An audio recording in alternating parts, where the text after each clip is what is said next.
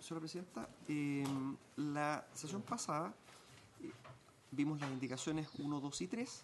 Después quedaron pendientes desde la 4 a la 14. La indicación número 15 de su autoría fue retirada, por lo que correspondería eventualmente continuar con la indicación 16, que está en la página 5 del comparado. Estamos dentro del artículo 2, que contiene definiciones, y la indicación 16 recae sobre la definición de comité de administración, que lo define el texto aprobado en general como órgano que representa la voluntad de la Asamblea de Copropietarios y cuyos miembros son designados por esta conforme a las disposiciones de esta ley, su reglamento y el reglamento de copropiedad. No sé si, en primer lugar, querrían analizar una solicitud que se le hizo a la BCN sobre el pago de gastos comunes a nivel de legislación comparada, y Verónica ha hecho llegar un documento sobre esa materia en España, Francia y Colombia. No sé si prefieren ver eso primero. No sé si le parece a los senadores que partamos con la explicación para ir avanzando con las solicitudes que ella le hizo. Verónica.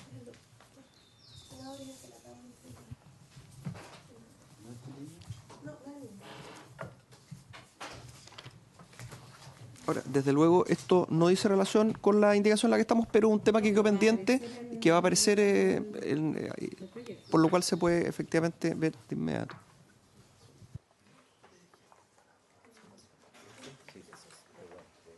Verónica tiene la palabra.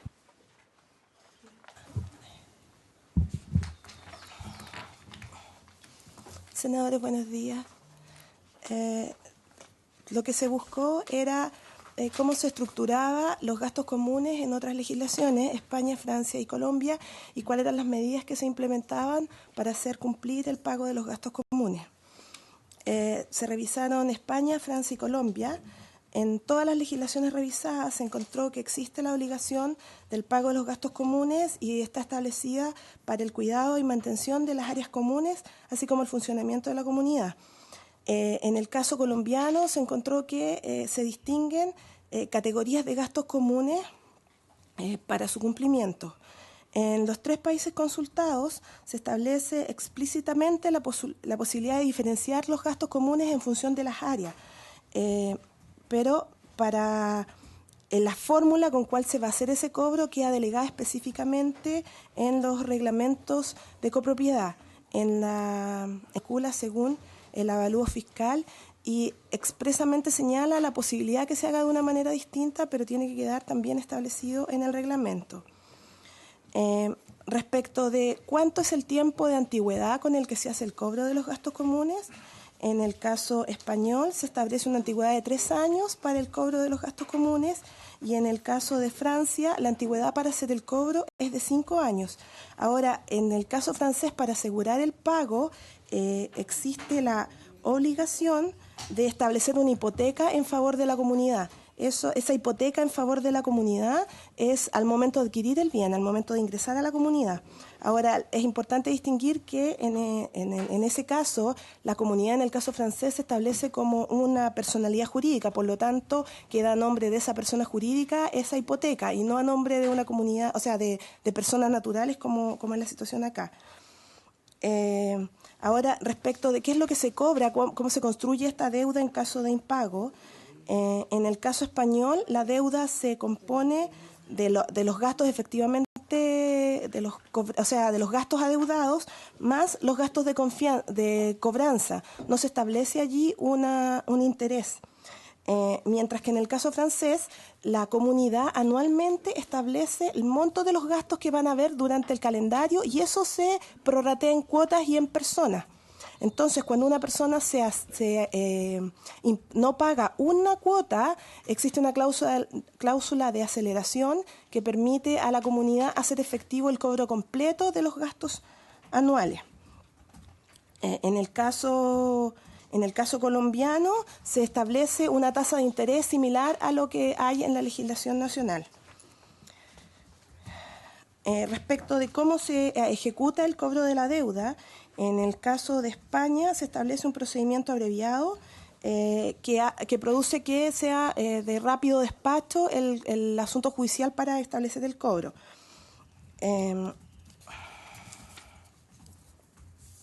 Ahora, en el caso francés, la categoría en la cual se coloca este cobro de los gastos comunes se coloca en una categoría superior incluso al gasto hipotecario, lo que hace que sea uno de los primeros cuestiones que se cobra cuando hay un juicio para recuperar los impagos. Ahora, esto se hace en función de entender que dentro de esos gastos lo que hay son principalmente gastos básicos de mantención de la comunidad y gastos de personal, de las personas que laboran en eso. En general, en esas comunidades uno se encuentra que no hay muchos suntuarios, están construidas las comunidades de manera tal que lo que existe como servicios comunes son los servicios necesarios para el funcionamiento y no piscinas u otro tipo de commodity. Lo que se hace con eso en general es que son cuestiones que se proveen a nivel de barrio. No están muchas piscinas, cada condominio con su piscina, sino que se piensa más bien en una estructura de barrio donde el condominio tiene lo necesario para su funcionamiento, pero los espacios comunes son más bien espacios públicos. Ahora, respecto de cómo se deja constancia en el caso de las deudas para las transferencias de los dominios, tanto en España como en Colombia se plantean fórmulas que dejan constancia de la situación y de la información, de manera que quien adquiere tiene plena conciencia de que está comprando un bien que tiene una deuda impaga. Sin embargo, en el caso de Francia, cuando se va a hacer la transferencia, el notario comunica a la comunidad formalmente que se está haciendo esta transferencia y allí la comunidad tiene una posibilidad de oponerse a la transferencia, informando que existe una deuda. Cuando existe esa situación, el comprador o el vendedor tiene un plazo de 3 meses para solucionar esta situación en la notaría. Si eso no se produce y tampoco se produce para de los montos que tiene que transferir, sacar el dinero del impago y pagarlo directamente a la comunidad, que es una fórmula distinta a los otros dos que es solamente informativo. Eso en rasgos generales es el documento que está a su disposición. Muchas gracias. Bien resumido, ¿no? Sí, para que no. Bien resumido. Gracias. Bien resumido, sí. No sé si hay alguna consulta más respecto a la exposición de Verónica. Yo llegué tarde, pero las piscinas, otras cosas, sí. Todos gastos suntuarios, solamente los funcionarios. Lo básico. Lo operativo. ¿Cómo eso? No tienen incorporado todo el tema de piscina, no sé, ahí explíquenle. Algunos. No, senador, lo que hacía referencia es que cuando uno empieza a buscar los estándares o cómo se ordena los elementos que tienen los condominios, uno se encuentra en países como Francia o Alemania, que los condominios en general están organizados con aquellos elementos básicos para su funcionamiento y no tienen previsto tener, por ejemplo, yo hacía la mención a las piscinas o tener otros espacios, porque la lógica como funcionan en esas ciudades es que esos espacios son públicos y están a disponibilidad en los barrios por un tema de cómo se desarrollan las ciudades. Entonces uno no encuentra estándares que hablen de exigencias de esos condominios, sino que son más bien cuestiones públicas. La piscina no son muchas piscinas en cada condominio, sino que una gran piscina del barrio en donde asisten todas las personas. ¿A mí? No, es que yo alcancé a oír una cosa que se decía sobre la personalidad jurídica.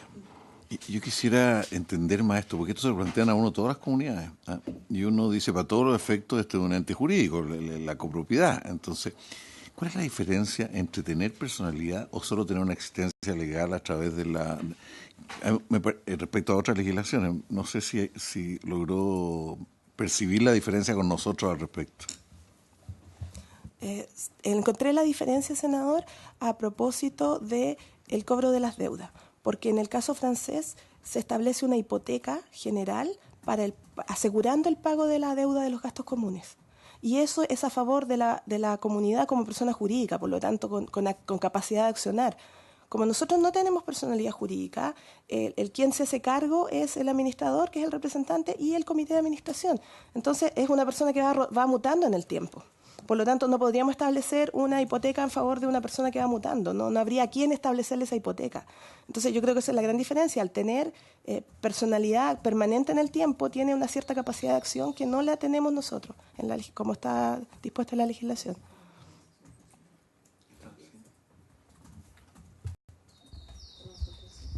Sí, ejecutivo, adelante. Muchas gracias, señora presidenta. Yo creo que efectivamente el tema es analizable, el tema de la personalidad jurídica o la simple existencia legal, y creo que se vincula con lo que hablábamos la semana pasada, de que usted decía, bueno, en la definición de condominio, usted extrañaba que no hubiera una definición más propia de los efectos jurídicos de estar en copropiedad, y quizás pasa por eso también, de decir, mire, cuando estamos en una copropiedad tenemos bienes comunes, tenemos bienes de dominio exclusivo, y tenemos quizás un ente que representa esta comunidad y que tiene que estar dotada de ciertas facultades que le permitan, por ejemplo, no estoy hablando de que haya que establecer necesariamente esto de la hipoteca en favor de la comunidad, pero no me parece una mala idea, así a priori, ahora que la estoy escuchando me parece que puede ser razonable que existan ese tipo de mecanismos para garantizar el pago de las deudas, pero efectivamente eso requiere que haya que la comunidad esté dotada de una cierta entidad jurídica más allá de existir como concepto, sino que tiene que poder inscribirse esa hipoteca en favor de quién, en favor de la comunidad, edificio, no sé cuánto. Perdón. Los abogados siempre encuentran solución a esto, pero, por ejemplo, hoy día llegan los del TV Cable y se meten a un condominio y hacen lo que quieren, ¿eh? Sobre todo los condominios de vivienda social, ellos ponen... ¿Y con quién se entienden? ¿Quién representa? Entonces, está bien, se supone que hay el comité de administración, ¿ya? Pero ellos no hacen un contrato con el comité de administración. Económicos más altos lo hagan, pero en los condominios de sectores medios hacia abajo no los toman en cuenta. Después los bancos. Conseguir que le abran cuenta corriente a un comité de administración en un banco es una tremenda historia. Porque tiene algo que ver con el tipo de forma jurídica que tienen. Claro, pero no lo cumple, pero no lo cumple, porque en todos lados un tremendo, bueno, al final de mucha presión lo hacen, pero se defienden porque dice que algo que no tiene la consistencia jurídica suficiente como para darle esa cuenta corriente. O sea, darle cuenta corriente a una copropiedad que tengan cheque. O sea, fíjese cuál es la situación, en general no tienen cheque. Los cheques no tienen nadie, pero algo parecido. Tengo una consulta referida a lo mismo, a que yo tampoco soy abogado, no soy experta, pero si a las juntas de vecinos sí les damos personalidad jurídica, se presentan ante digamos, el secretario municipal, generan una estructura que les permite sacar cuenta corriente, reciben fondos públicos, tienen una orgánica que va más allá del administrador. De alguna manera ellos adquieren incluso bienes cuando postulan proyectos, tienen su sede comunitaria. ¿No pudiera ser una figura que se asimilara un poquito a esta situación?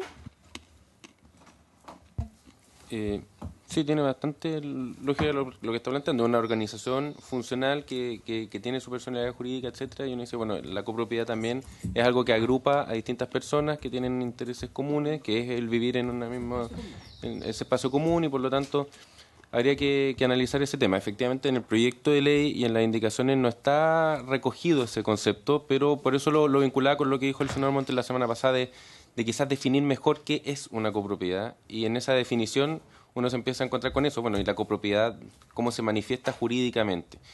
Y nos comprometemos a eso, a revisarlo con detalle, a ver qué referentes se pueden tomar, quizás las juntas de vecinos y organizaciones funcionales en general puede ser un buen referente a tomar en cuenta, pero nos comprometemos a eso, a analizarlo, no puedo comprometerme más que eso, pero sí a trabajarlo con los asesores de ustedes en esta mesa que la idea que empiece a funcionar, digamos. Cosa muy viable, muy expedita, muy sencilla. No sé si usted fue alcalde tantos años, muy sencilla. Y yo creo que hasta le facilita a los alcaldes el trabajo con sus condominios, porque efectivamente les permite tener un orden, un registro, y fíjese que incluso el registro de las organizaciones funcionales, los alcaldes lo actualizan año a año, van pidiendo que renueve sus vigencias, les permiten tener incluso listado de los socios. O sea, creo que incluso esta angustia que a veces uno tiene de esta cosa de tierra de nadie podría resolverse desde el punto de vista registral y de ordenamiento a través de esta solución. Así que ojalá que lo revise. Solo agregar una cosa vinculado con lo que estamos hablando y recogiendo el oficio que envió la comisión al ministro, y de lo que hablamos la semana pasada, de que ojalá nosotros viniéramos acompañados por equipos técnicos. Entonces nos ven que estamos nosotros dos nuevamente y no vinimos con...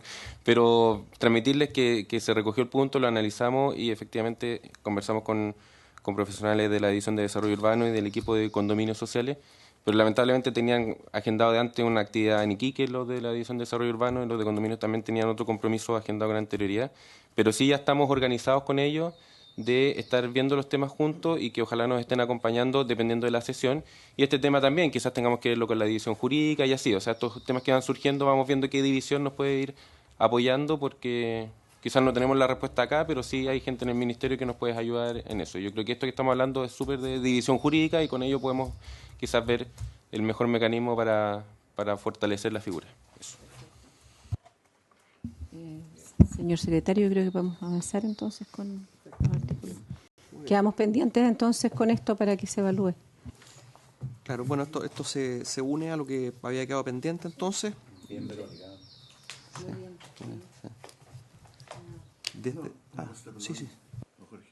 No, es que aquí uno va leyendo y hay hartas cosas que tienen una implicancia fuerte para nosotros, o sea, porque nuestra legislación parte de otro, o uno lo entiende así. Aquí dice que los cobros unitarios tienen que contribuir con los costos según la utilidad que le presten ciertos servicios. Sí, eso es completamente distinto. Nosotros es de acuerdo a la proporción del avalúo total del predio. Y el O sea, no uso no es excusa. no es excusa. Eso sería ese tipo de cosas. Yo creo que hay que darle una cierta vuelta, porque obviamente la gente que vive en el primer piso dice, ¿por qué me preocupo la caja de escala hasta arriba? ¿Ah? O sea, y aquí se requiere aclararlo jurídicamente, pero también eso que es válido para eso, pero por la sede, porque tienen sede, tienen cancha, y hay un tremendo problema. ¿Quién se hace cargo de eso? En fin, no sé, leyendo una frase, no acá, yo no lo llegué tarde, pero me gustaría seguir estudiándolo.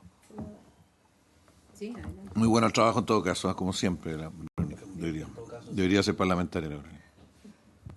Permiso, senador, eso tiene harto sentido cuando también se habla de los usos mixtos. Cuando estamos mezclando, por ejemplo, un supermercado con torre, ahí también tendría harto sentido poder hacer distinciones y de manera que la comunidad pudiera funcionar de manera distinta y con los intereses distintos que tienen, porque o si no lo que ocurre es que el área comercial, que tiene mayor peso desde el punto de vista del avalúo, termina imponiendo sus disposiciones a todo el resto de la comunidad. No es el problema original de esta ley, que era el centro.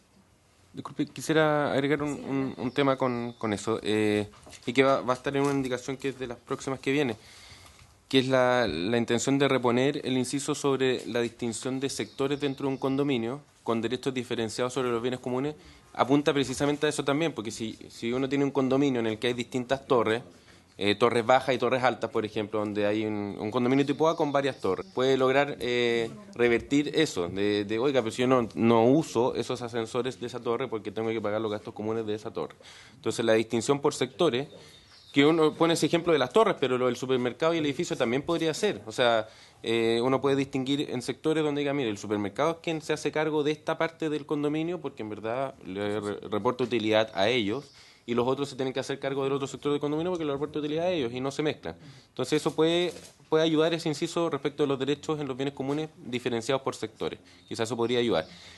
Pero también está el punto de que en la legislación, en el proyecto de ley y en la ley actual, está que los gastos comunes no se permite eximir del pago diciéndonos que yo no uso ese bien. Esa es la regla que está en la ley actual, se mantiene el proyecto de ley. Si quieren, le damos una vuelta cuando lleguemos a ese inciso.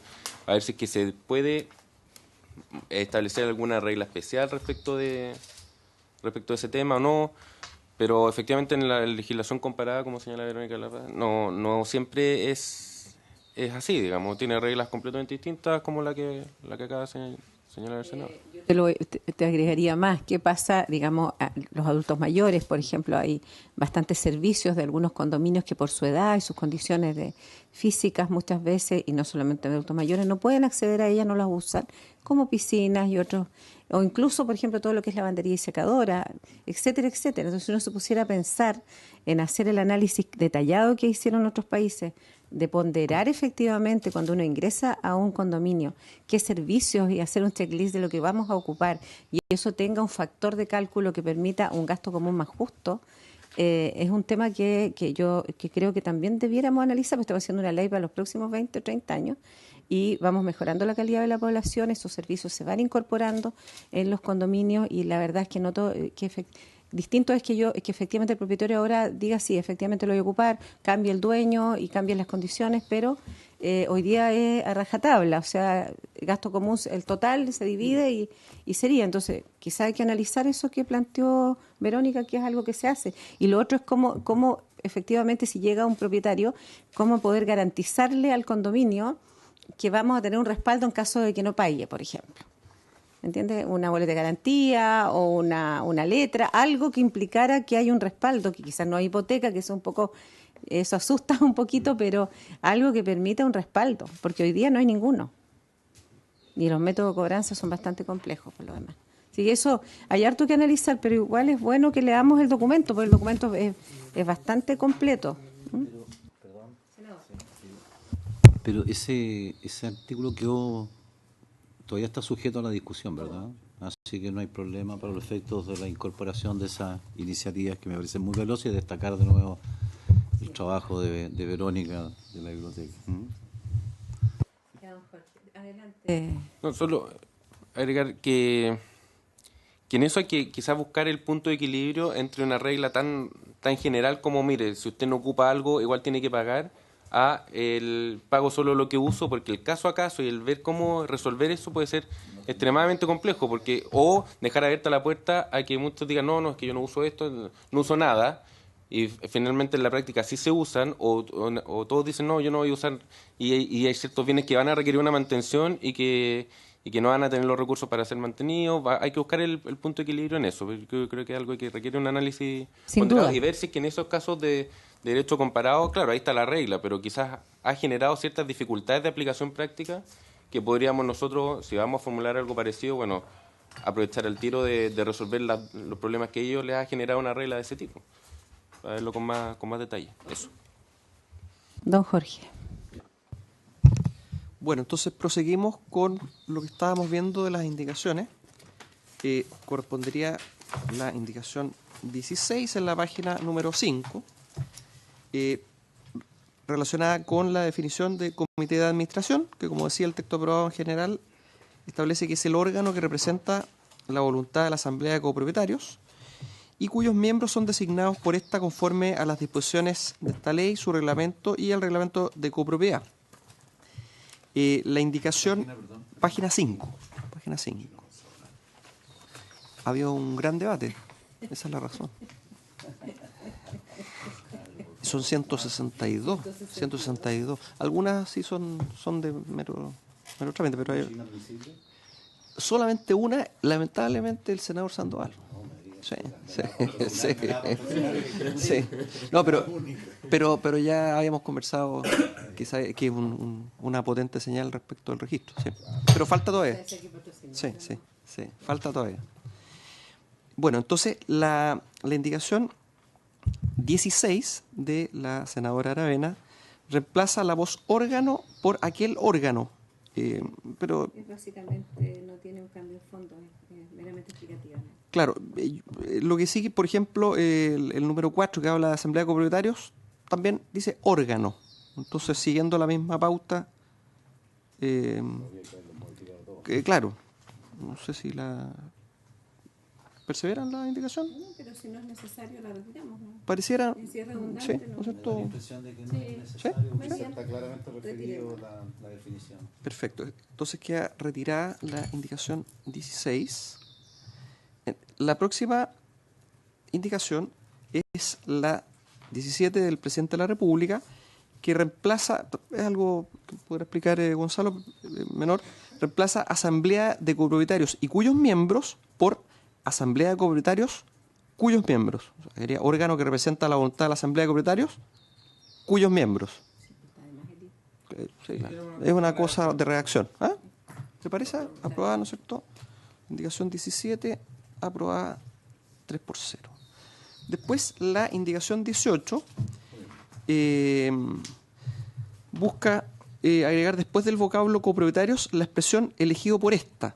Ahora, ahí quedaría quizás un poquito... No, eliminarla mejor. Sí, o sea... Con la propuesta del Ejecutivo. Sí, elimínala. Ya, ¿la retira? Perfecto. Entonces la 18 retirada. Bien. Después, ¿Vamos a aprobar letra por letra o...? indicación por indicación. Claro, o sea, la regla general en materia de segundo informe por una cuestión de orden es ir indicación por indicación, sin perjuicio de que a algún señor senador si le interesa vincular con otra, ¿sí? No, solamente me refiero si ya están aprobados, o sea, si están aprobados, rechazados o modificadas la indicación. Nos van quedando esos puntos 5, 6, 7 que no tienen indicaciones. No. Sí, le aprovecho de explicar, don David. En los segundos informes, la norma es que la Comisión se pronuncia respecto de las indicaciones, lo que significa que aquellas materias que no tienen indicación se entienden aprobadas toda vez que fueron aprobadas en general y no fueron objeto de indicaciones, lo que no obsta a que cualquier señor o señora senador plantee su interés en abordar alguna materia y se puede introducir modificaciones unánimemente en virtud del artículo 121, inciso final del reglamento, que lo permite, en aquellos casos siempre, por cierto, que no incida en materias de necesidad exclusiva del Ejecutivo. De manera que van quedando aprobados todas aquellas normas que no tienen indicación. Correspondería una pregunta que quería formular yo, es muy simple, antes de la indicación 19, en el número 7, ahí no hay indicación justamente, pero la definición del concepto dice relación con subadministración. La pregunta es que quizás, el Ejecutivo podría decirlo, pudiera ser más concreto hablar de subadministrador, porque se habla en esos términos en las definiciones, y no subadministración. Además, claro, en esa pauta, ¿no es cierto?, si uno ve justamente el 6 que está arriba dice administrador. Entonces quizás sería más propio hablar subadministrador. No sé si le... Exactamente. ¿Le parece? ¿Sí? Bien. No. Entonces, administrador por subadministración. Entonces, en la indicación número 19 de la senadora Aravena recae en la definición de obligación económica, que señala todo pago en dinero que debe efectuar el copropietario para cubrir gastos comunes ordinarios, gastos comunes extraordinarios o del Fondo Común de Reserva. Ahí viene la indicación para agregar multas, intereses y primas de seguros, según determine el respectivo reglamento de copropiedad. O sea, extiende la definición de obligación económica. Sí, yo lo incorporé el tema de seguros y primas principalmente para que quede establecido, porque el otro es muy genérico y dada la experiencia que tuvimos con el terremoto del 2010, yo creo que es importante que esta ley lo considere y lo establezca de manera más detallada. Eso solamente. ¿Qué dice el Ejecutivo? Sí, estamos de acuerdo, porque la idea de obligación económica es que quede englobado todo lo que tenga que pagar algún copropietario y de hecho después todo se recoge ese concepto, se recoge el concepto de una persona que adeuda sus obligaciones económicas con el condominio, no los gastos comunes con el condominio. Entonces queda englobado en ese concepto y de hecho hay otras indicaciones que van en esa línea, pero esta en particular parece pertinente que quede todo englobado ahí. Entonces no vemos inconveniente.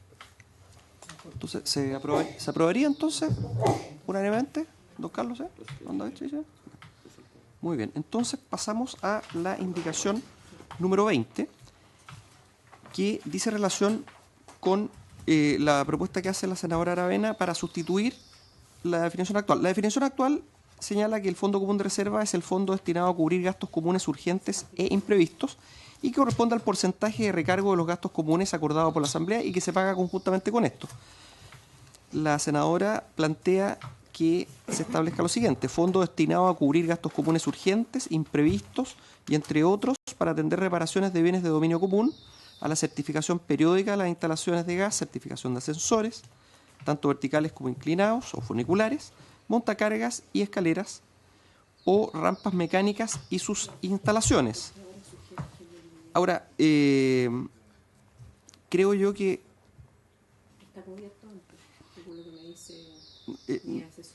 Sí, claro, yo lo que quería plantear es que de aprobarse la indicación habría, a mi juicio, conservar aquello que dice y que corresponde al porcentaje, etcétera, porque eso queda fuera de la indicación.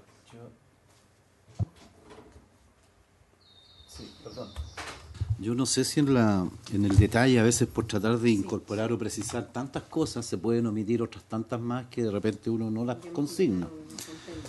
Porque me da la impresión a mí de que me parece bien, o sea, y por último, para efectos de la historia, se entiende, entre otras tantas cosas, que también se discutió esta materia y que se expresó sobre ese particular. Yo, sinceramente, no sé si sea... ¿Puede ser redundante la opinión del Ejecutivo? Perdón, tenía prendido esto. Sí, a mí me queda la duda también porque me parece que los ejemplos que se plantean pueden estar más relacionados con gastos comunes extraordinarios, más que con la utilización que debiera darse al Fondo Común de Reserva. Porque ese tipo de certificaciones son obligaciones que tienen que hacerse periódicamente, tienen que hacerse, entonces debieran estar previstas y tienen que ver con los gastos comunes que ya están los ordinarios de mantención y los extraordinarios que de repente algunos años hay que hacer algunos, pero que, por ejemplo, deben estar en estos presupuestos estimativos que va a ser obligación del administrador hacer, y ya no solamente facultativo. Entonces, en esos presupuestos estimativos debiera decir, bueno, el próximo año tenemos que hacernos cargo de un gasto común extraordinario, más que nos vamos a hacer cargo de este gasto común extraordinario con el fondo de reserva. Porque si no, el riesgo de eso es que el fondo común de reserva se utilice en algo que debiera ser una obligación y quedarse vacío el fondo y no tenerlo para emergencias, que es lo que tiene que cubrir. De acuerdo. Imprevisto, digamos. La autora elimina la sí, sí, exacto. La retiro. Perdón, don Carlos. No, yo creo que el lenguaje en estas cosas es importante. En algunas partes se usa el término fondo común de reserva. Yo lo he oído muy poco, ¿eh? Por lo menos en los condominios de viviendas sociales, nada, nunca. Yo no sé si en otro tipo de condominios se usa. No es posible pensar en un concepto que exprese mejor la idea, porque yo prefiero incluso fondo de emergencia, ¿eh? Por decirlo. Es más real, o sea, es más claro para lo que se usa. O sea, algo más directo. Fíjese que cuando esta ley la discutimos en la sala nos dimos cuenta que había un término para referirse a la organización, que en ese tiempo se llamaba Junta de Vigilancia. Y la verdad que nadie la llamaba Junta de Vigilancia, una cosa bastante confusa, que seguridad ciudadana, y ahí se les cambió a Comité de Administración un debate en la propia sala, ¿eh? Bueno, el Fondo Común de Reserva yo siento que nadie lo usa, o sea, por alguna razón será, entonces a lo mejor hay que decir directamente Fondo de Emergencia u otra alternativa que se nos ocurra en el camino. Sí, totalmente de acuerdo, porque en realidad aclara para cuál es el uso. Pero yo aclaro que sí se ocupa bastante el Fondo Común de Reserva en los condominios que no son viviendas sociales, pero sí se utiliza, y yo creo que es importante cambiarle el nombre por algo más práctico. Es que en los sociales es facultativo, entonces por eso es donde probablemente no aparece, pero en los otros no es facultativo y sí hay un porcentaje de recargo en los gastos. Yo me refiero solamente no sé el concepto. a la denominación. Sí, la denominación puede ser bueno darle una... Ser preciso en el lenguaje y poner algo que apunta a su objeto. Eso. Perdón, pero de todas maneras, eso quedaría dentro de las materias que se va a analizar, pero busquemos mejorar el lenguaje en estas cosas. Sí. En todo caso, recuerdo que quedó acordado en la primera sesión la reapertura claro, sin necesidad permanente, o sea, ya hay acuerdo, ¿eh? Reglamentariamente. Entonces, en sin cualquier necesidad momento, de unanimidad. Exacto, ¿eh? Ya reglamentariamente se contó con el quórum necesario, así que no hay problema. Bien, entonces, luego del retiro de la indicación número 20, exactamente correspondería pasar a la página número 9. Esta indicación del presidente de la República recae en el artículo 3º, vinculado con los derechos de los copropietarios.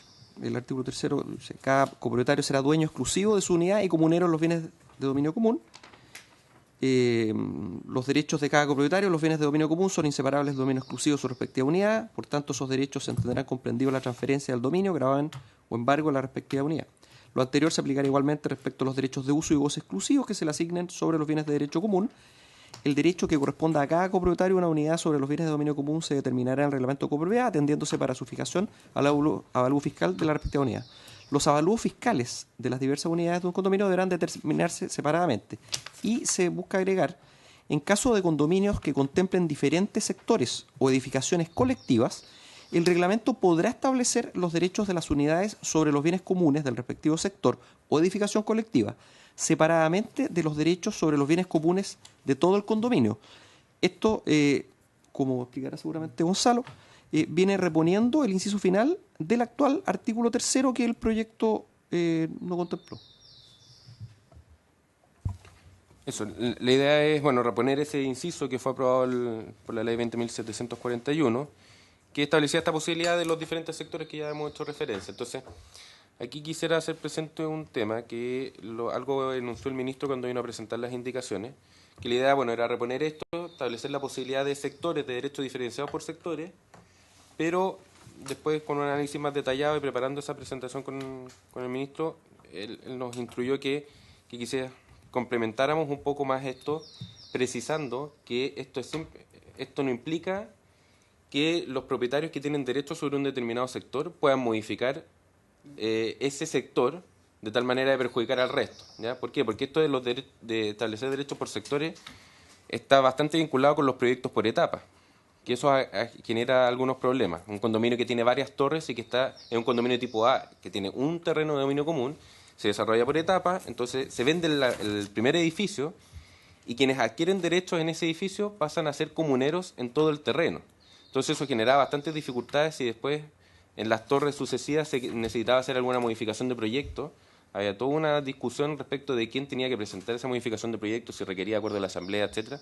Entonces la idea es precisar en este mismo artículo, y eso es un trabajo que tenemos que ir con sus asesores, de quizás incorporar un par de incisos más que diga, mire, esto de los derechos diferenciados por sectores no implica que cada sector pueda hacer modificaciones a su pinta que puedan perjudicar a los que ya adquirieron derechos en otros sectores, porque si no se podría prestar, y que tampoco pueden alterarse las condiciones ofrecidas inicialmente en el proyecto. O sea, si a mí me vendieron un departamento en un condominio que tenía 5 torres, no puede ser que después de que adquirí el departamento en la torre 1, quien se quedó con los derechos de las otras 4 diga, no, ya no voy a hacer 4 torres, voy a hacer 8, porque me da la norma. Y como yo tengo los derechos en estos sectores, yo decido eso. Entonces la idea es precisar, en un par de incisos más, esas salvedades, digamos. O sea, el establecer derechos por sectores no significa que un sector pueda perjudicar a los derechos del otro, porque si no ahí se genera una pugna entre los distintos sectores que hay que evitar. Entonces eso no está recogido en las indicaciones que presentamos, pero se los hago presente porque la idea es trabajarlo con sus asesores para ver si les parece pertinente. ¿Podríamos votar ahora este articulado entonces? No. Porque va a sufrir modificaciones nuevamente. ¿Sí? Sí, una cosita. Senador. Yo creo que es muy importante precisar las cosas aquí, porque tal como está redactado podría entenderse en el sentido de derecho de propiedad casi.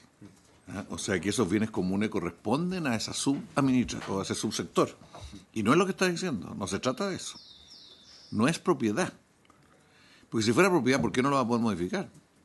El problema es que sigue siendo un bien común de toda la copropiedad, pero hay una administración separada, entonces es un derecho o una facultad de organizarlo, pero no tiene un derecho no tiene propiedad, o sea, no lo puede vender como parte de su, vinculado al bien de dominio exclusivo.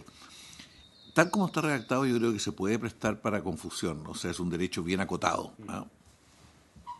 La idea es que no debiera tener derechos diferenciados sobre, por ejemplo, el terreno de dominio común, pero sí tiene derechos de propiedad diferenciados sobre bienes comunes que son de ese sector. Por ejemplo, el ascensor de ese edificio es de propiedad de esos copropietarios, ¿ya?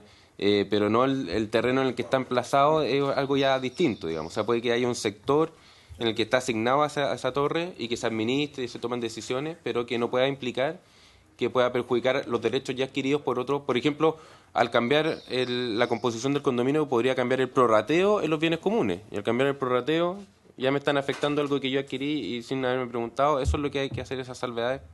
Y creemos que efectivamente ese inciso está bien reponerlo. Creemos que es bueno que haya derechos diferenciados por sectores, pero quizás le falta un poquito más de precisión. Y eso es lo que consideramos que hay que seguir trabajando. Senador. Yo creo que es bien importante diferenciar, porque me parece bueno el ejemplo del ascensor. El ascensor es propiedad de esos propietarios, de los dominios. Pero ¿qué pasa con el terreno del antejardín del departamento del primer piso? Que es la fuente de conflicto cuando no hay dominio exclusivo. ¿Qué pasa con ese terreno? ¿Ese terreno va a ser propiedad de esa block o va a ser propiedad del conjunto? Esto es bien importante tenerlo aclarado, porque pueden ocurrir las dos situaciones, pero de que tiene que estar explícitamente planteado. Pero no puede ser que el que tiene esto acá siente que es propietario de la torre, no es. Hoy día no, en general en ninguna parte, no, en algunos casos hay dominio exclusivo, pero esos son excepcionales. No sé si me estoy explicando, o sea, hay distintos tipos de derechos sobre distintos tipos de bienes. Eso es lo que quiero señalar. Otra cosa es la sede, que puede haber una sede para el subsector, porque en algunas partes hay sede del subsector, pero eso obviamente que debiera ser más bien del conjunto. Entonces, habría que diferenciar tipos de bienes para establecer derechos sobre distintos tipos de bienes. Verónica. Senadores, en esto es importante también vincular el cómo establecen los derechos con el pago de los gastos comunes, si lo quieren hacer diferenciado, y con el tema de las subadministraciones. Y otro aspecto que también es importante es el tema del diseño, porque si todas estas distinciones no son adecuadas al diseño que se está planteando del conjunto, van a quedar unas soluciones súper complicadas de vivir en la cotidianidad. Entonces van a quedar sectores en donde el acceso es una vuelta, en donde hay un espacio cerrado que es de otro conjunto. Entonces en eso es bien importante que exista correspondencia entre los sectores que se definen, las subadministraciones, los pagos diferenciados y el diseño que se está planteando conjunto. Además ocurre en la práctica muchas veces que los reglamentos de copropiedad que se utilizan son reglamentos tipo, que no se corresponden con los problemas que presenta en la realidad el conjunto. Entendiendo que va a haber que darle una vuelta, más que una vuelta a este artículo en particular, ¿cierto? Porque va a haber que detallarlo más, ¿sí? Entonces, pendiente. Bien, entonces pasamos a la indicación 22. Entramos al párrafo de las obligaciones de los copropietarios. La señora Aravena agrega una versión final al inciso primero. El inciso primero establece: todo copropietario estará obligado a asistir a las asambleas respectivas, sea personalmente o representado, según establezca el reglamento de copropiedad. La senadora agrega la siguiente oración: con el objeto de facilitar la comunicación entre la administración y los copropietarios, estos últimos deberán registrar sus correos electrónicos ante la administración, ¿no? O ante ella. Sí, explico que estamos digitalizando el Estado, no sé si es posible hacerlo, pero de alguna manera antiguamente se daba una casilla, etcétera, etcétera, pero hoy día la comunicación es en línea y es una manera de tener por lo menos un respaldo en caso de que se comunique alguna notificación a los copropietarios, que exista algo que efectivamente permita dar cuenta que se comunicó o viceversa. No sé el Ejecutivo qué... ¿Le parece, don David? Sí, me parece. Entonces, don Carlos también, aprobado. La indicación 22, entonces, aprobada 3-0. La indicación 23, también de la senadora, reemplaza el inciso segundo por el siguiente. Voy a leer el actual. Si el copropietario no hiciere uso del derecho de designar representante o habiéndolo designado, este no asistiere, para este efecto se entenderá que acepta, por el solo ministerio de la ley, que asuma su representación el arrendatario o el ocupante a quien hubiera entregado la tenencia a su unidad, salvo que el propietario comunique al comité de administración y al administrador, en la forma que establezca el reglamento, que no otorga dicha facultad. La senadora lo reemplaza por el siguiente: si el copropietario no hiciere uso del derecho de designar representante o habiéndolo designado este no asistiere, para este efecto se entenderá que acepta por el solo ministerio de la ley que asuma su representación el arrendatario o el ocupante a quien hubiera entregado la tenencia a su unidad, salvo que el propietario comunique al comité de administración y al administrador en la forma que se establezca en el reglamento, y al arrendatario o el ocupante a quien hubiera entregado la tenencia a su unidad mediante carta certificada, que no otorga dicha facultad. La verdad que lo único que hace la indicación es agregar y al arrendatario o el ocupante a quien hubiera entregado la tenencia a su unidad mediante carta certificada. Es lo único que hace, es agregarlo dentro del... No sé si puede ser opinión del Ejecutivo, si es redundante o no el...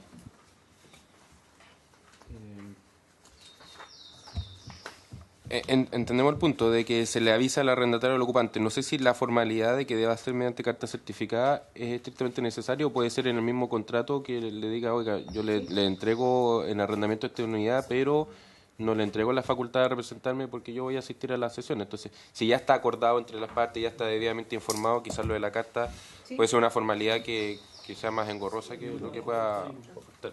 ¿Y el mismo correo electrónico que incorporamos anteriormente? Yo lo encuentro súper complicado. Completo. Complicado. Este inciso. Pero conceptualmente que se permita que vayan los arrendatarios o O el ocupante.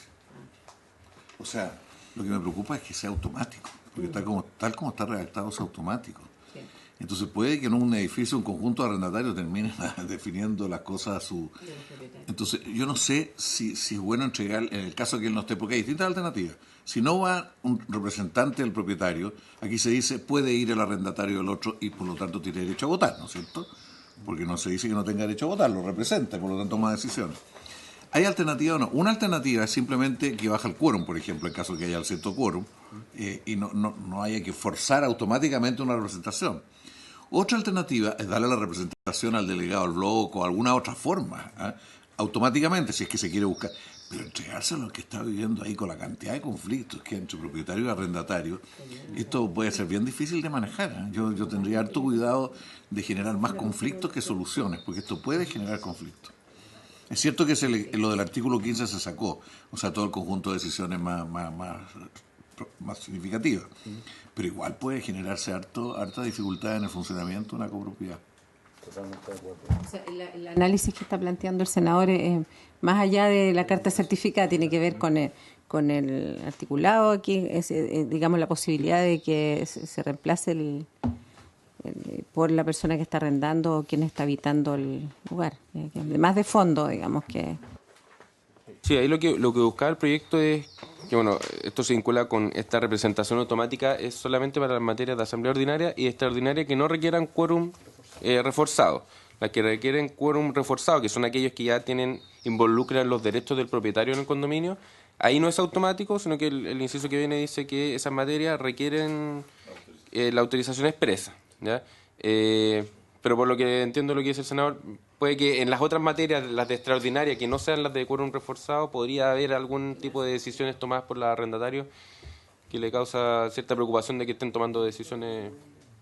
Yo prefiero, si es que se quiere que haya representación, entregárselo al comité de administración o a otra instancia más colectiva, pero no al que tiene un conflicto directo o potencial. Hay una cosa, esto tiene que ver con alguien en el Ministerio de la Vivienda que se le ocurrió que el arrendatario tenía que tener más derechos. Y se incorporó la posibilidad de los arrendatarios de acceder a subsidios.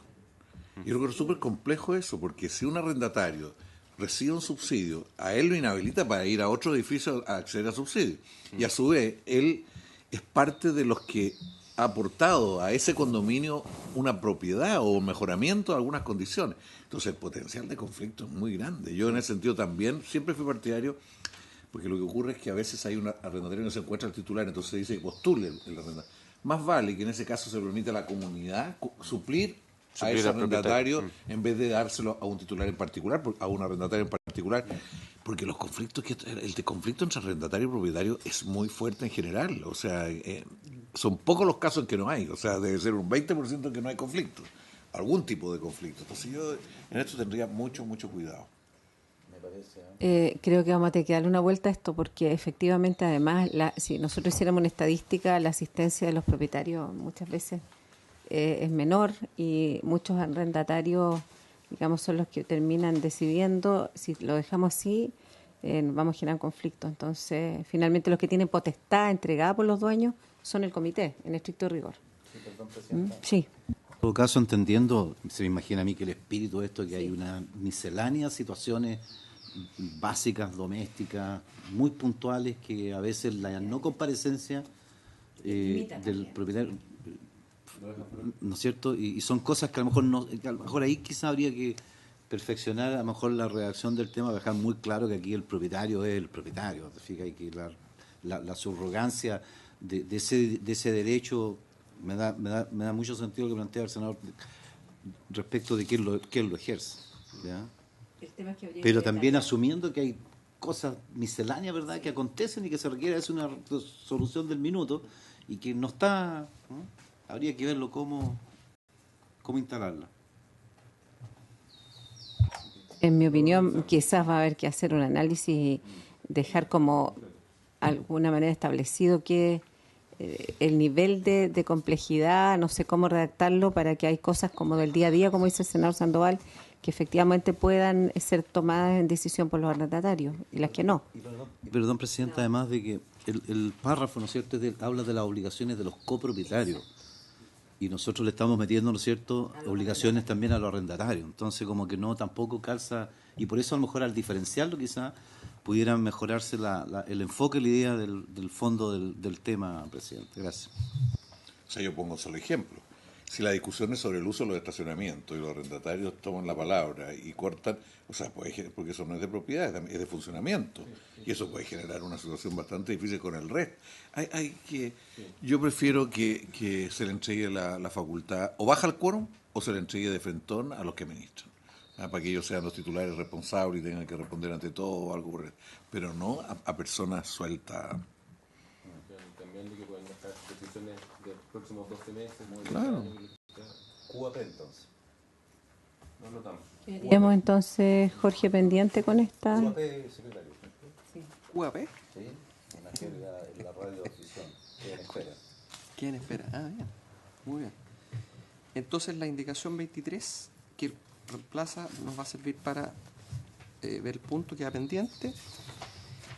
La indicación 24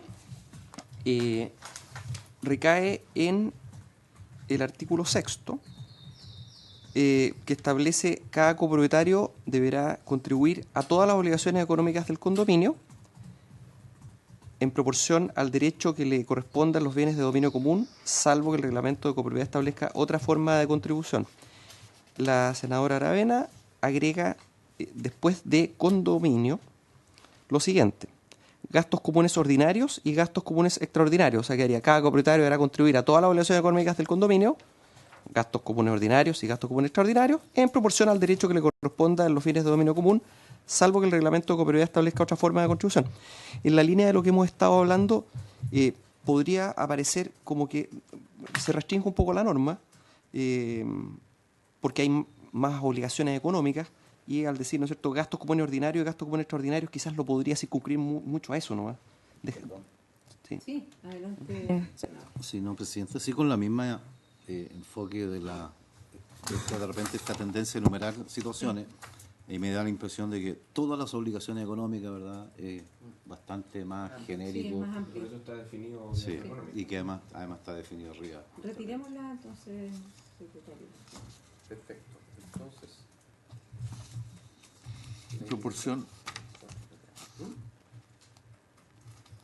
En proporción al derecho, ¿dónde está definido que la proporción al derecho tiene que ver con la proporción del avalúo?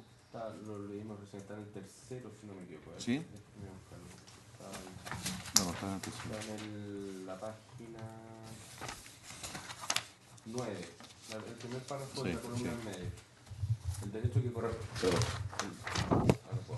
El derecho que corresponde a cada propietario de una unidad sobre los bienes de dominio común se determinará en el reglamento de copropiedad, atendiéndose para su fijación al avalúo fiscal de la respectiva unidad.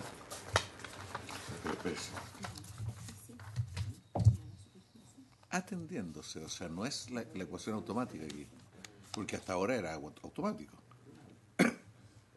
Se ve el avalúo global, se ve la proporción del avalúo que corresponde a esa propiedad, y de acuerdo a eso se distribuye. ¿Me entiendes lo que estoy diciendo, no? Atendiéndose o de acuerdo al avalúo. En la actual dice atendiéndose para fijarlo al avalúo fiscal, y en el texto aprobado en general dice atendiéndose para su fijación al avalúo fiscal. No, pero lo que queremos decir es que hay un avalúo fiscal, y la proporción de ese avalúo fiscal que le corresponde a cada propietario es lo que determina su aporte a los gastos comunes, ¿no es cierto? Claro. Y el reglamento puede agregar algo excepcional. Eso es lo que estamos... Podría poner reglas distintas. Perdón, pero en la mayoría del cálculo de proporción está en función, lo menos lo que yo he visto en los cálculos de superficie, más que de avalúo fiscal. Es que eso cambió.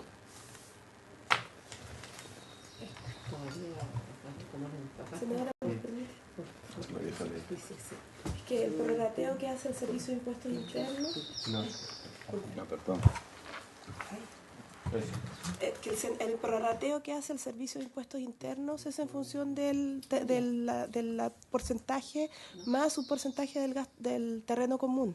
Con esas dos componentes, el Servicio de Impuestos Internos establece el avalúo. Por lo tanto, al hacerlo matemáticamente, es proporcional al total. Para impuestos internos, pero para los gastos comunes, ¿cuál es el criterio?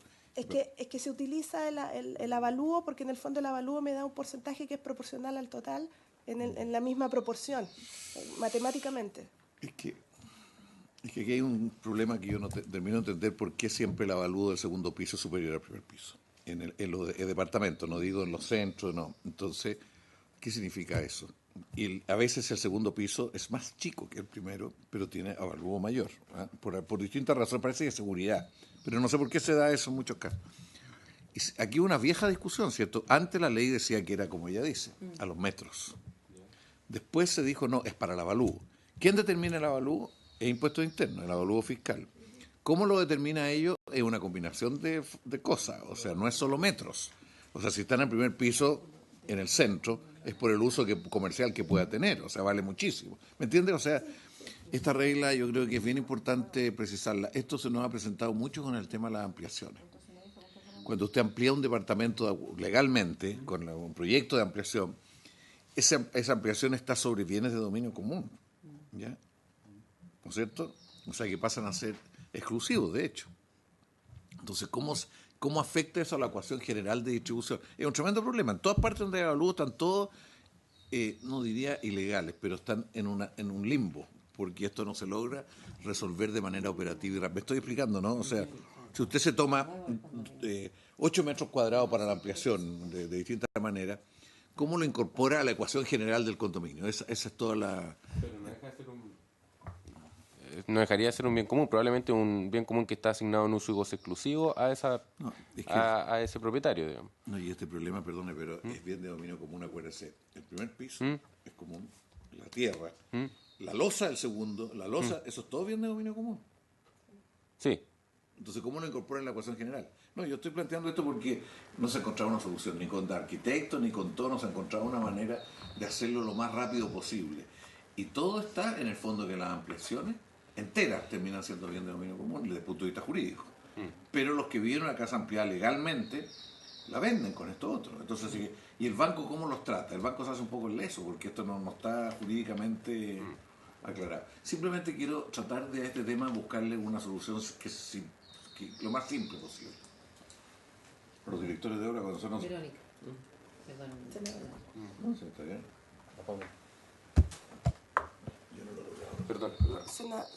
A eso se suma lo que señalaron los directores de obra respecto del porcentaje que aparece en la planimetría porque efectivamente la superficie útil, que es la que se calcula en la planimetría, es distinta a la superficie que luego se contabiliza considerando muros. Ahí también hay nuevamente una diferencia, pero cae dentro de la misma problemática. ¿Por qué no le preguntar al arquitecto del ministerio cómo lo podríamos resolver esto? Buscar ahí No, pero no sé si usted lo ve, porque si se amplía, ¿qué No, hacemos con la cuestión? No, tiene un punto, totalmente.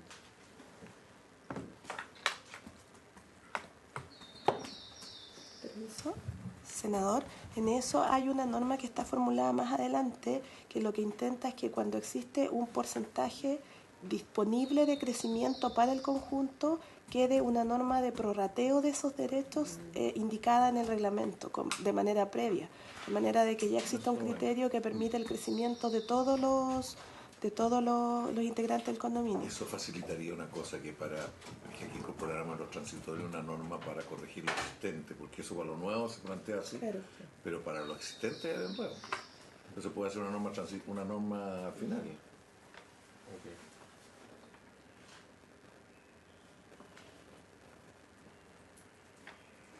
Por último, darle la facultad al director de obras que lo decía, que otra posibilidad que son tan flexibles.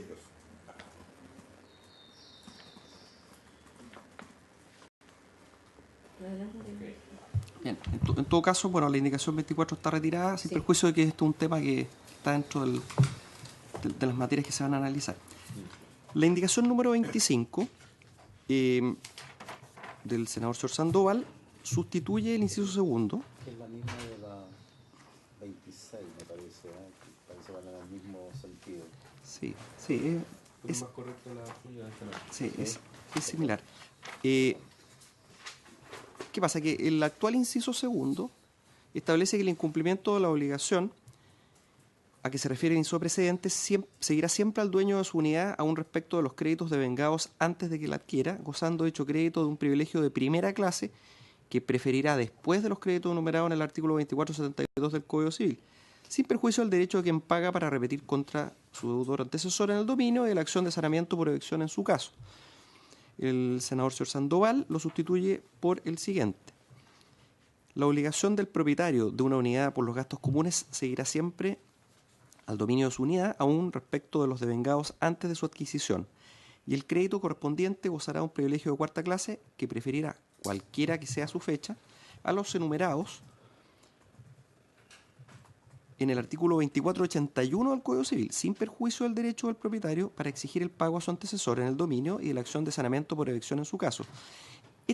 Don David lo que está haciendo es repone la norma del actual artículo 4, inciso 4, y esto es similar además a las indicaciones 26 y 27, como bien lo decía don David, pero conviene seguir el texto más claro. Quiero aprovechar de mencionar que la Corte Suprema fue consultada respecto de diversas normas, una de las cuales no era esta, pero la Corte Suprema en diversas oportunidades también se pronuncia respecto de otras normas que a su juicio resulta interesante, y a este efecto la Corte cree mejor el orden de prelación de créditos del actual artículo 4, o sea, en la línea de lo que recoge la indicación del senador señor Sandoval. O sea, esto es un privilegio de cuarta clase que prefiere a los enumerados en el artículo 2481 del Código Civil, y no lo que se viene proponiendo, ya que señala la Corte, más bien ante cuestiones vinculadas con la administración de dineros. Entonces esto recoge la pauta seguida por la Corte Suprema, y que también el Ejecutivo respalda. El Ejecutivo, quien habla ahí, Exactamente, sí. El Ejecutivo de la señora Aravena también, efectivamente. Sí. ¿Y el 28? No, el 28 es otro tema. Sí, es mejor verlo de ahí, porque habla de... 27. Sí.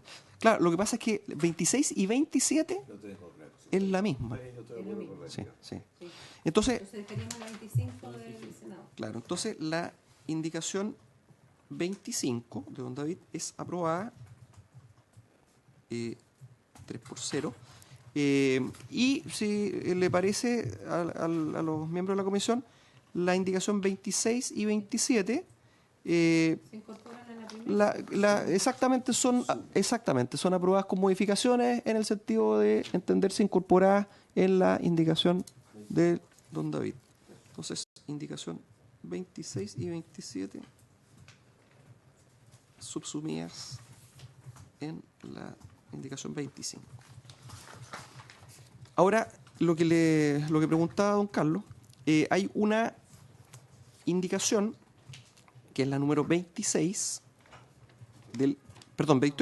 la indicación 28 de Su Excelencia el Presidente de la República, que agrega el siguiente inciso final. Dice: el cobro de gastos comunes se sujetará al procedimiento del juicio ejecutivo del título primero del libro tercero del Código de Procedimiento Civil, y su conocimiento corresponderá al juez de letras respectivo. Lo que está haciendo el Ejecutivo acá es trasladar este inciso, que está actualmente en el artículo 45, también tiene una indicación ahí, y esto es una cuestión de ubicación de la norma, que habría que establecer si queda mejor aquí o allá.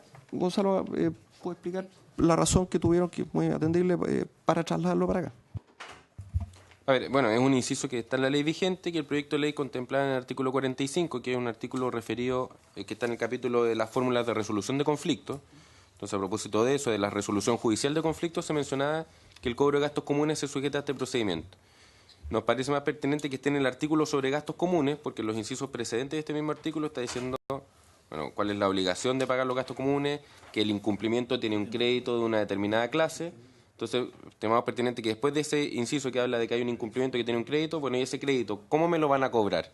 Bueno, se lo van a cobrar, en caso que usted incurra en incumplimiento, ese crédito de cuarta clase se cobra en un juicio ejecutivo del título primero, del libro tercero, y se conoce por el juez de letras respectivo. A diferencia de la resolución de otros conflictos, que la fórmula, el título octavo de la fórmula de resolución de conflictos es la resolución judicial ante el juez de policía local de los conflictos de convivencia. Este es más bien un juicio ejecutivo de cobro de dinero. Entonces nos parecía pertinente hacer esa salvedad, que no quedara entre los artículos de resolución de conflictos, sino que precisamente en el artículo sobre gastos comunes, para que quien lo está leyendo sepa que si lo incumple, puede verse expuesto a un juicio ejecutivo con esas características, ante un juez de letra.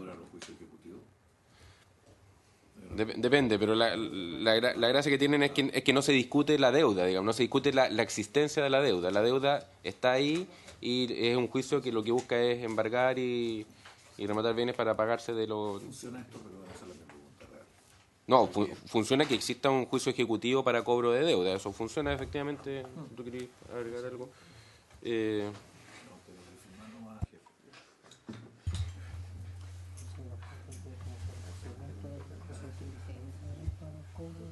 No, por eso, o sea, la indicación no busca cambiar el cómo se cobran los gastos comunes actualmente, ¿eh? O sea, y por eso, y tampoco debiera ser de juez de policía local, porque el juez de policía local resuelve otro tipo de conflictos. Entonces, el cobro de gastos comunes es un juicio ejecutivo que implica que se tiene que ver ante un juez de letras, porque también todo el tema de embargo y remate de bienes se ve en esa sede, digamos, en una sede de un juez de letras en lo civil y no de un juez de policía local que está resolviendo otro tipo de conflictos. Por eso, esa era la idea.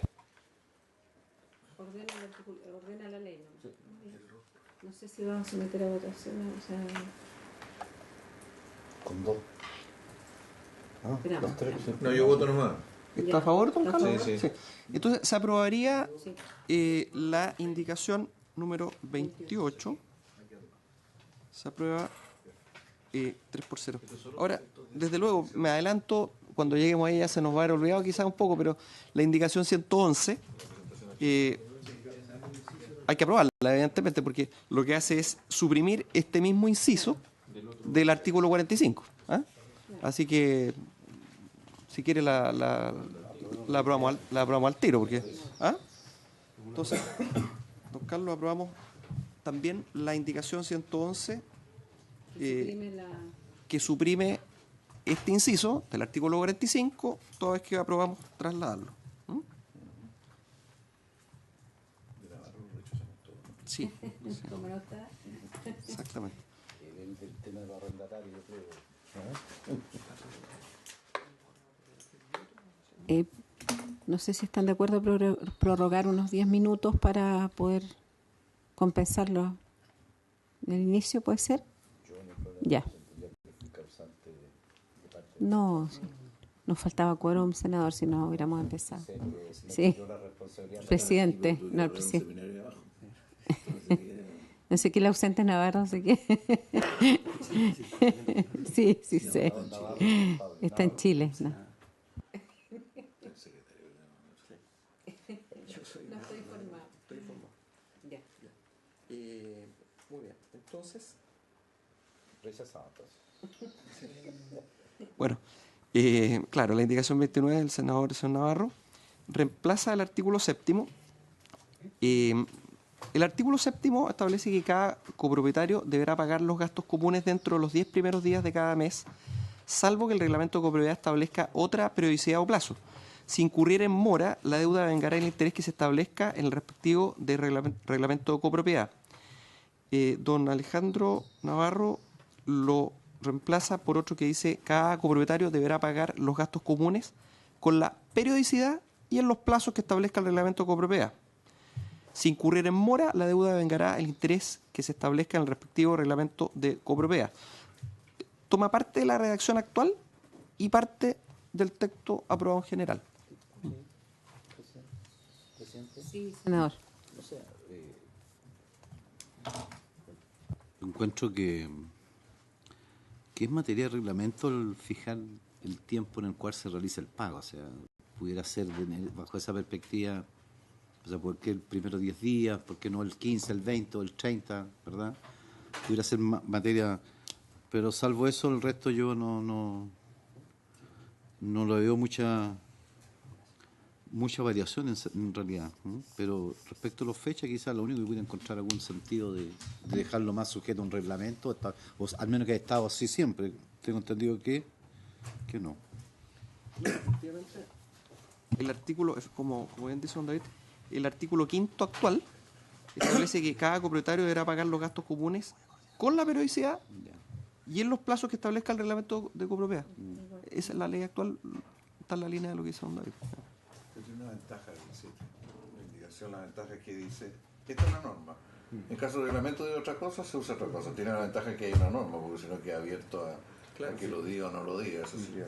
¿El Ejecutivo cuál es la opinión de esta indicación? Salvo que el reglamento tiene razón. Salvo Sí, el reglamento apunta un poco a eso, a que exista una regla de 10 días, porque si no existiera, bueno, puede que cada uno pague en distintas periodicidades y eso puede causarle perjuicio a la comunidad porque tienen que incurrir en pago periódicos de los sueldos de las personas que están contratadas, etcétera. Y si no han pagado en esos primeros 10 días, bueno, va a tener que ingeniársela y no incurre quizás en mora ese propietario si paga, no sé, unos días después, pero sí le causa un perjuicio a la comunidad el que no haya cumplido dentro de esos 10 primeros días. Si el reglamento quiere establecer una periodicidad distinta, estaría la regla, salvo que el reglamento establezca otra. Si se aprobara la indicación, bueno, la otra forma de solucionarlo sería que el reglamento tipo, que apruebe el reglamento de la ley, establezca esta periodicidad base de los 10 primeros días, que también podría ser otra forma, pero si se puede dejar en la ley que la regla son los 10 primeros días, está bien, pero siempre en materia de reglamento. podría ser pertinente que... Claro, siempre el reglamento podría cambiarlo y decir, no, mejor la segunda quincena, no tengo idea. No, está bien. O sea, mi opinión es que la 7 está bien redactada como está redactada, porque, no sé, confunde un poco el artículo 7, no la indicación 29, digamos. No sé si, claro, Mantenemos una proyecto. yo también encuentro porque está clarito, o sea, está la alternativa del reglamento también, pero por lo menos coloca un marco regulatorio. Entonces, ¿rechazarían la indicación 29, don David?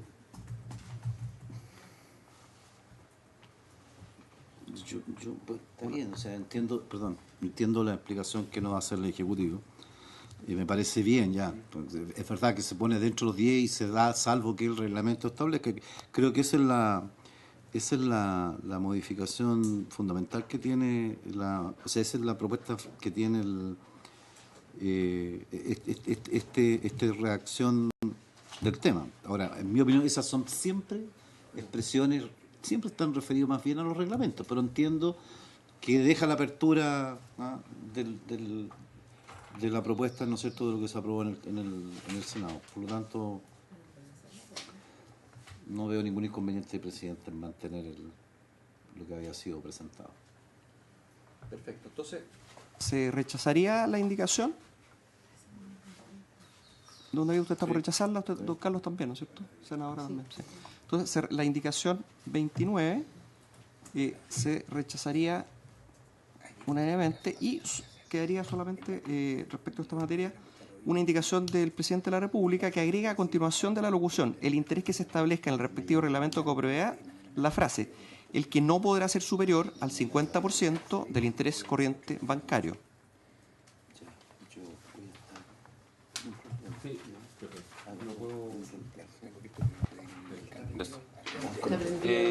No, lo que busca esto es porque la ley actual lo que dice es que si se incurre en mora la deuda devengará el interés máximo convencional o el inferior que establezca el reglamento de copropiedad. Entonces pasa eso, que si el reglamento no dice nada, se está aplicando el máximo convencional. Aquí está diciendo, no, mire, el que establezca el reglamento, pero también tenía que tener una cláusula de impedir que se estableciera un interés abusivo, digamos. Entonces, bueno, que tenga que tener un límite que no sea superior al 50% del interés corriente bancario.